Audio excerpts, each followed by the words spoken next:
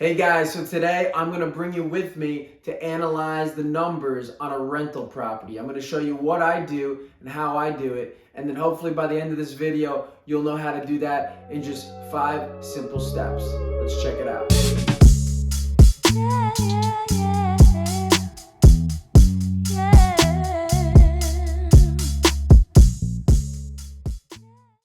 Step 1 is to determine the income of the property. All right, guys, so how do we determine the income, right? We need to know how much rent we're going to be getting. So in order to know that, we have to obviously know the property, the market, all of these things, which can be determined by your personal preference. But in this case, I'm looking at properties here in Danbury, Connecticut. And this is kind of what my criteria is, up to 300, 3-bed, 1-bath, looking for homes. And, we're going to pick, let's say, the first one here, 3-bed, 1-bath here for $325. So let's say this is the house I want to buy. I want to analyze the numbers on this property here. So how much rent am I going to get for this home? What's my income going to be? A lot of it's going to be based on data and information and kind of guessing. Sometimes in Zillow, you can see they give you rent estimates about how much they think you can get. In this case, I don't know if they have one. Doesn't look like it. Oh, here it is. Yeah, rent Zestimate. They're saying about $3,100. Off the top of my head, because I know the market well, I would say for a house like this, maybe you get like around $3,000. Looks like it's in decent shape. Nice little backyard, 1-car garage, right by the lake. Yeah, I'd say $3,000. Brookfield's a nice community. But if you don't know the market well, you're going to have to go in here and you're going to have to look at other properties that are for rent that are similar. In other words, they're comparables, right? So this way you can kind of come up with an average. This guy's renting it out for $3,900. This one's $3,200.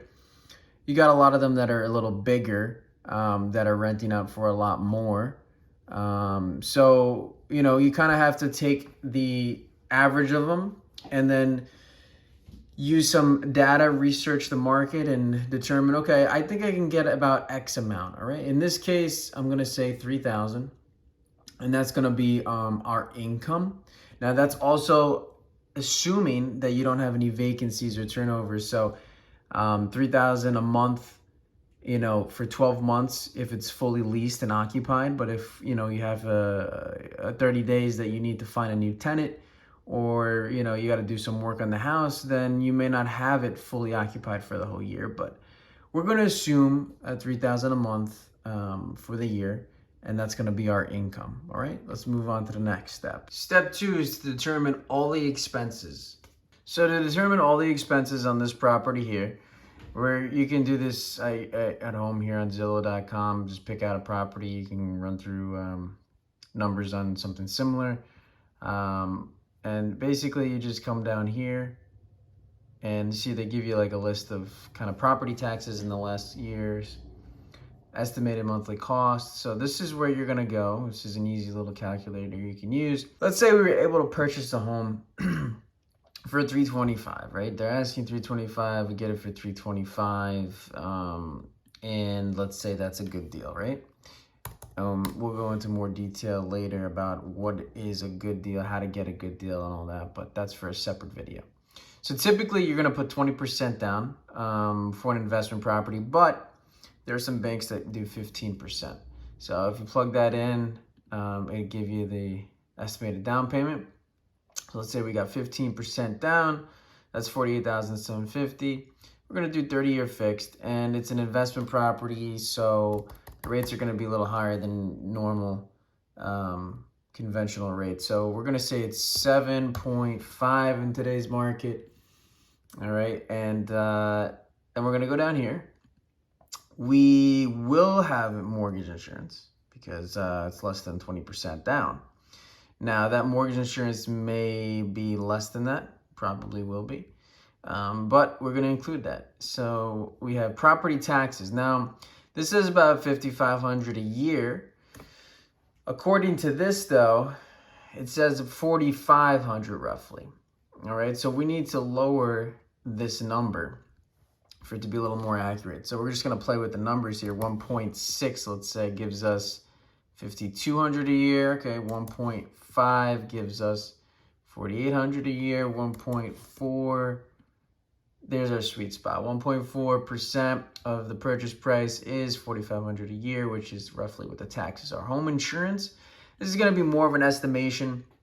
In my experience, homes like this in this area are going to cost you around $1,200 a year to insure, basic insurance. All right. HOA fees, we're going to assume there's no home association, usually with the single family properties, unless they're in a gated community of some sort, or in certain states, especially like Florida, they do have HOA fees, but up here, we do not have any. The only utilities that are going to be included as an expense to us as the investor is going to be, in my case, about, let's say, $50 a month for water and sewer. If it's on public water and public sewer, those are expenses that usually the landlord pays for. So that's going to be an expense to me, and we're going to include that in the payment. So we're going to check that off.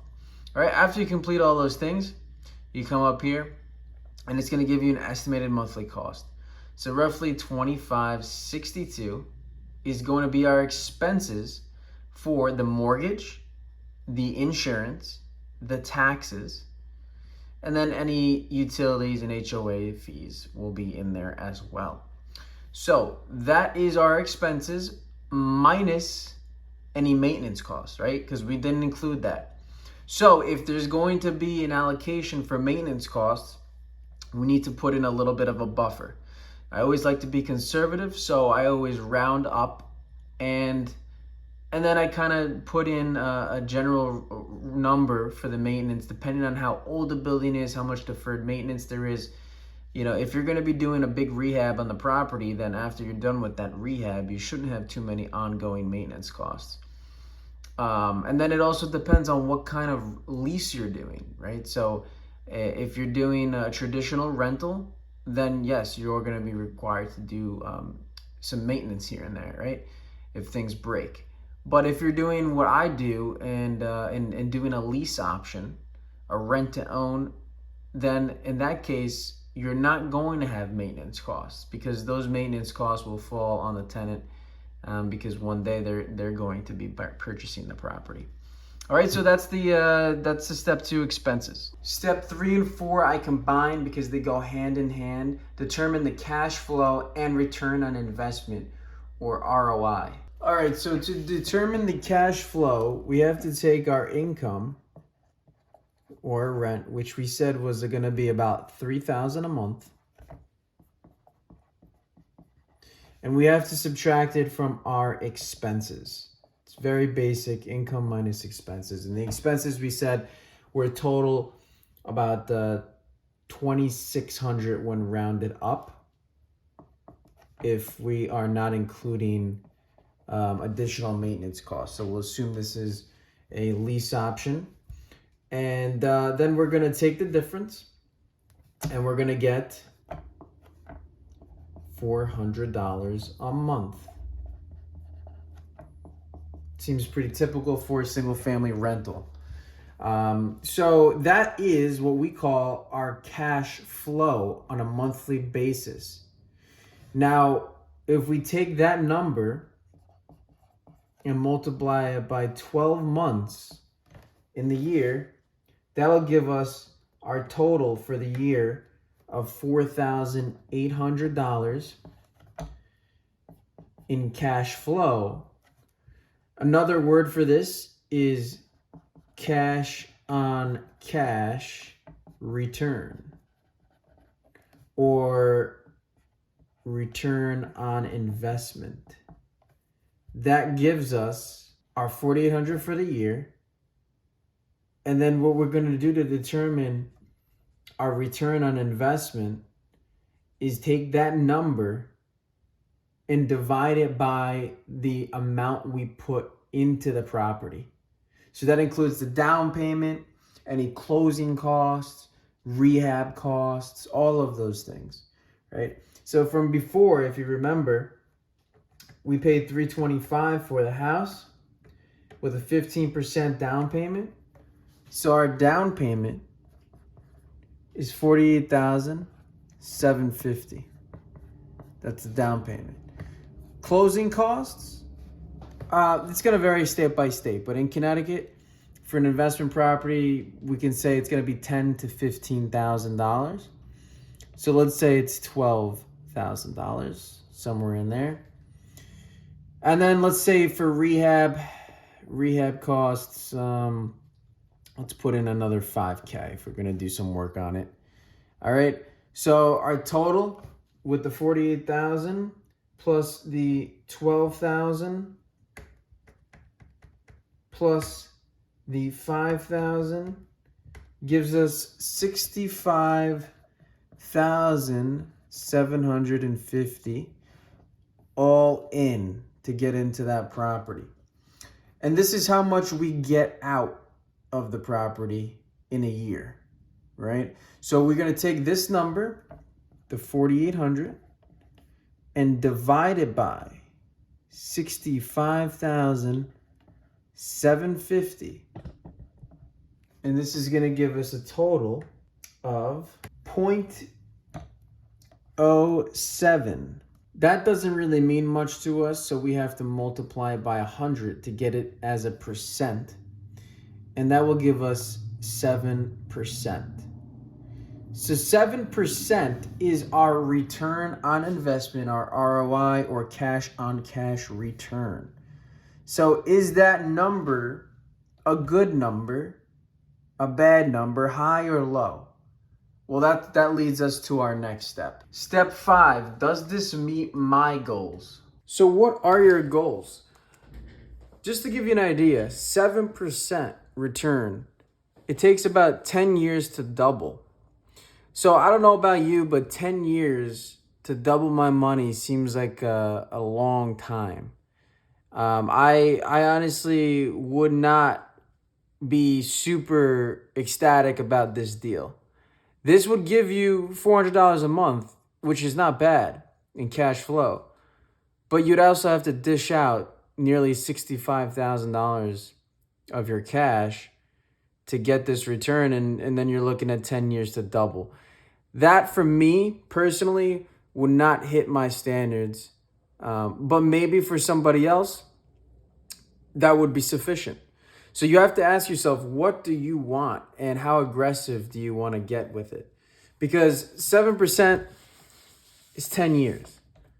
For me, my standard is somewhere around 25%, which is pretty high, but I know there are deals that are out there like that, so I look for them. 25% return takes about 2.8 years to double, nearly 3. That's a lot more reasonable. So now my money is working at a faster pace. And this takes longer to find deals like this at 25%. But I think it's well worth it because the extra time that you put in up front, you get that return a lot quicker.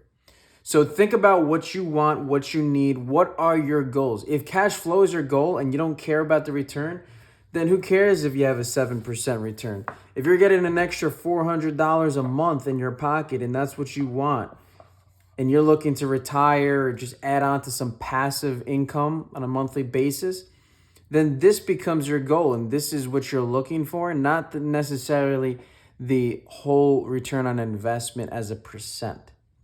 So think about these things and come up with a number and a standard for yourself. So there you go, guys. That's how you analyze the numbers on a rental property. What's the income? What's the expenses? What's the cash flow? What's the return on investment? And then does that hit my goals? That's the process I go through every single time before going to look at a property. If you guys have any questions from today's video, leave them down below and I'll be happy to answer them for you. If you liked the video, please leave a like and please subscribe to the channel. It helps me out a ton. Thanks a lot for watching today and have a great day.